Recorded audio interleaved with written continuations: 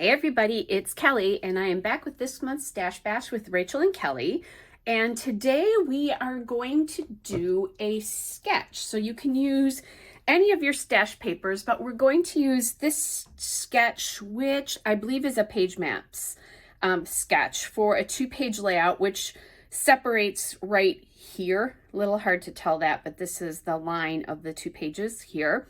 So I'm going to stick, as I'm looking at this right now, I'm going to stick fairly close to what I think this sketch is, but we'll kind of see how that evolves as I go, because of course, that changes. So I included this at the beginning of the video, and I will try to include it again at the very end as well to make it easy to follow for you. So actually, I think I'll bring this back so we can kind of follow this. So these are photos of my grandchildren, and they were out picking dandelions. They were on a walk with mommy, and they were out picking dandelions. So there will be like here, let's see. So kind of here's probably about where the placement would be with this being in the gutter. Now, with page maps, they do change up sizes here. I started with they're not really 4x6 because they're coming out of a phone, so they're a little bit shorter than that, but they are 4 inches wide.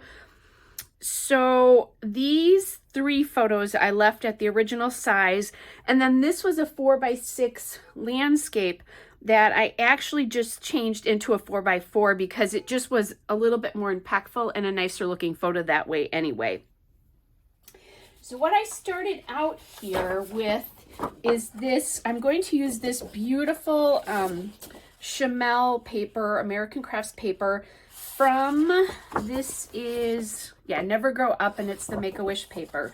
And there are dandelions on the back of this. I probably could use this paper for the back, but I found another scrap. So I made it a little bit, I don't know about harder, but made it so that I'm blending more of my stash and not just sticking with the same collection. So this will be the start of the whole layout. Obviously this is going to look great with those photos. So that's this paper here that appears kind of craft-like. Then I'm going to get in for this printed paper here, which has little animals on it. I'm going to get in my Doodlebug Petite Prints in Blue Jean and Gingham. And I think you're not, that's pretty good. You've got that. So I'm going to just try to do this so you can see bits and pieces along with some of the photos as well. Then I have this piece back here, this really dark piece. And I wanted to get in some idea of grass-like, but the grass on here is very yellow. And if I did too much of greens, you lost it. So what I found was this old piece of Creative Memories paper. I don't even know what collection this is from, but that's what I'm going to use for this dark piece right here. And then this piece right here, the dark piece does have a little fringe at the top. I may use a punch to do that. I may just leave that off. We'll see.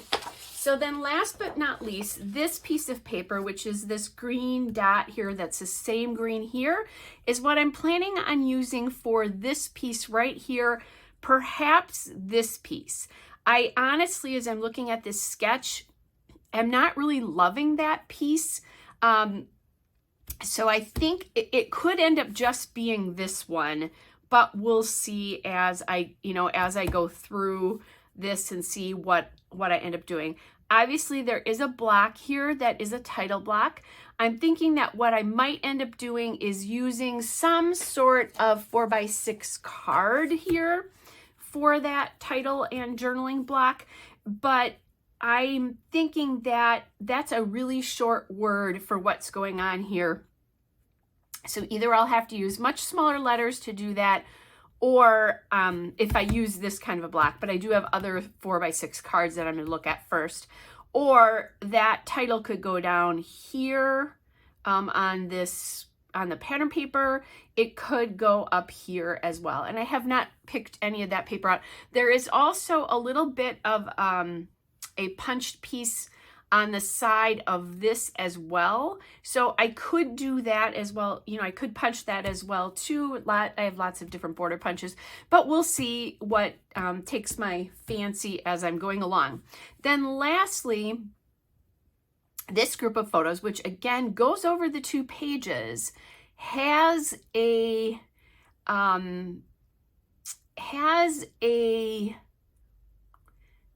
mat. That's the word I wanted. And I didn't want to bring in another pattern paper here. I think I have plenty of pattern papers going on. So what I'm going to do here is I'm going to use this white paper here. Now, my one thing about this is, obviously, there's only the border like on here, and the page break is right here.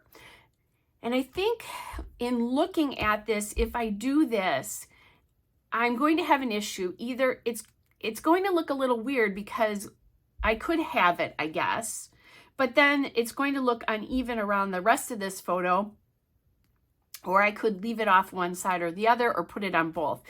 I'm leaning towards fully matting this photo because this is important as you do this process with 2-page layouts, and especially with this particular sketch. But I store in binder rings, so you don't see those 2 layouts completely together. So I need to make sure they look like a 2-page layout and pay attention to all of that. But I also want to make sure that the 2 pages look fine by themselves, just because that's how it's going to look to your eye. So I decided to go white. I think that'll look nice with these photos anyway. I think that really does a nice job setting them off. And I don't have really many white backgrounds here. I have a little bit of white in this, and I have a little bit of white here, which is a much more secondary paper. So we'll kind of see how that goes. There are no measurements on this sketch, obviously, for the pieces. So as I'm going along and cutting things, I'm just going to be estimating things and making sure it looks okay for what I think the pieces should look like. All right, you guys, the other things I should tell you is I did bring out die cuts from a couple of Chamel's collections here, just to see if I could find anything there. And then I did bring out from Never Grow Up, I brought out the stickers, the puffy stickers, and the die cuts. There are flowers in these collections. I don't know how many, but that, you know, I might end up using some of those in these 3 spots or more spots. I brought out these flowers from Tea Lightful. I'm not sure that these are going to be the right collection for this though, just because this has purple in it, but I did like this yellow flower, so we'll see. I also have yellow flowers here, a couple of yellow flowers here from the Dear Lizzie Stargazer collection, which is old. Puffy stickers from that. So that could work. And then, last but not least, I brought out these 3 hashtag sticker books, one from Vicki Boutin, one from Paige Evans, and one from Maggie Holmes, because this one has a lot of the bright colors in it. These 2 especially have flowers that I possibly could use. So as I go through and look for embellishment opportunities, we'll see what happens there. I don't have any plans for that yet. All right, you guys. So before I forget, make sure you go to Rachel's channel to check out what she's done with this, with this sketch today. And I will have that linked in the description box below. All right, guys, I'll be back in just a second. Okay, so let's get scrapping. So the very first thing I'm going to do is I'm going to mat those photos on this white cardstock, and this is just a pack of white cardstock from Michaels. It's the Recollections brand. So I knew I needed to get that done, and I thought that that would help me kind of separate the photos from the colors of the papers behind, and also kind of join the photos together, I guess. Otherwise, they would have been kind of separate. There's a lot going on with pattern paper in this layout, so I thought I'd do that. And just like the sketch, if you look at the sketch, I've got one in the front and one at the end, a picture of that. I decided that I would not mat the photo that's on the far left. And that's where I am at the moment. So that yellow paper, the wish paper, is from Chamel Never Grow Up, the Make-A-Wish paper. And then, as I said, I was going to use that kind of, it's a denim or blue jean blue paper, which is from Doodlebug Petite Prints in the blue jean gingham linen. And then the last paper that I'm using at the moment is from Creative Memories. I don't know what collection. I decided, because the mats are white, I wanted to find a different card, and I found this one right away, which is from Ellie Studio. I don't have any idea what collection, when that was, but I really like that it is bringing the yellow, the blue, and the green together, and then adding a couple of other colors as well within this mix, because there's a pinky color in that card, there's a red, and I just, I kind of like that because the kids are wearing different jackets and things. Obviously the two youngest have blue, which is why I chose the blue, but I just thought it was nice. So then as I did this, I decided if I was going to put that card there instead of on the instead of on the outside, which I was thinking about, that I needed to actually put the cardstock on that left photo as well.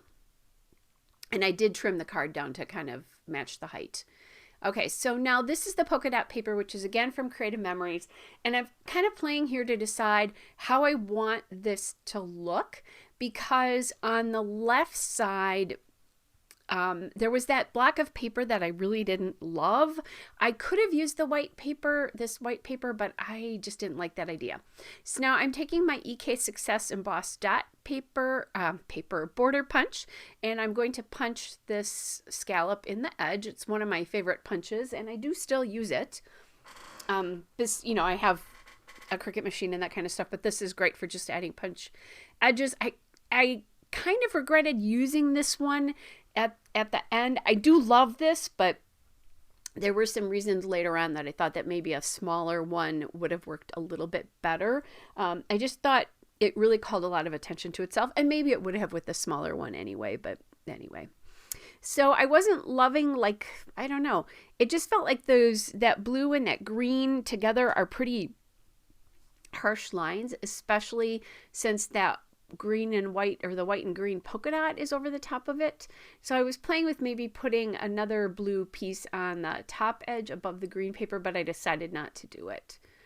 So I'm trying to make that green paper the focus of those top two layers there of the blue and the green, just because there's so much green in the grass, and it's, an outdoor story. And now just going to play with the photo placement, because once I get that down, I'm being a little bit careful so that I don't get too much glue on that right side of that mat, so that I can just pop this piece in there. I ended up doing a 2.5-inch strip there, and then I have this washi tape. It's miscellaneous. I suspect it's either from Michaels or Recollections, or Michaels or Hobby Lobby, but I don't know because I didn't write it down. And it's very narrow, which is what I wanted, but I think it was a little bit too narrow. So what I did is I put two pieces side by side, and I just shift the second one a little bit up or down so that the diagonal stripe keeps going, so that it's kind of an illusion there, even though it is two pieces of washi. You can tell that, but I just I wanted it to be a little bit thicker. So here I'm coming in with this other piece of paper on the other side, trying to decide what I'm going to do. And this side's a little bit more complicated. I just can't tape everything down, because there's a little bit of a space to the far left on this layout where these two pieces of paper, the green piece of paper and the blue piece of paper in the layout, don't go all the way across. So I cut this to 11.5 inches, so you have that space there. Okay, so now easy peasy, I'm just matching side to side there.